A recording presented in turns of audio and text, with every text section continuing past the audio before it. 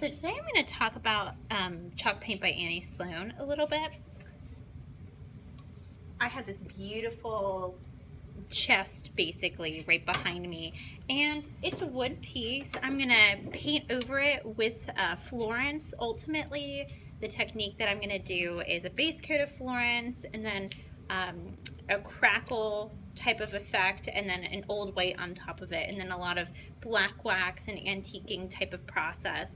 But really just to get started, as we've talked about in the blog so far, which, by the way, if you are just watching the video and haven't read the blog, you should go over to our website and go to our blog section and read a little bit about why we specifically stock chalk paint by Sloan, why we trust it, why we stand by it as a brand, why we love the color choices, etc. So a little bit about the product, and then a little bit about us and why we work with it, and showing you how it's done.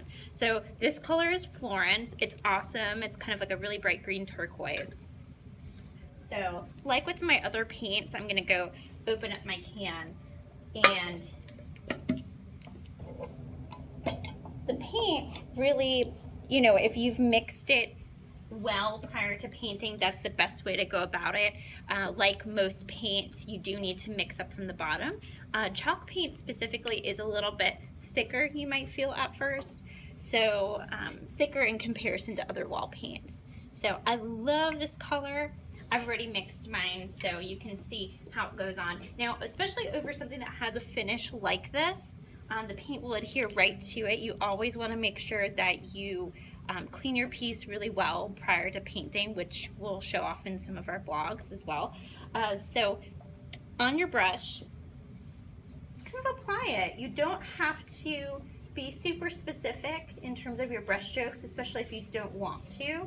I love creating painterly strokes with my brush. And you know what? Honestly, that first coat should be a little brush strokey, as you can see over here. You know, it's best often to do thinner coats. You don't need to apply it as thick as you would with a latex type of paint. And it's not as sensitive to brush strokes. However, if you do want a lot of texture, you can really lay the paint on and let it dry, and you can get a lot of texture. So say I wanted to do, you know, some texture, I might kind of let my paint sit on there like so. I don't know if you can see in the reflection a little bit.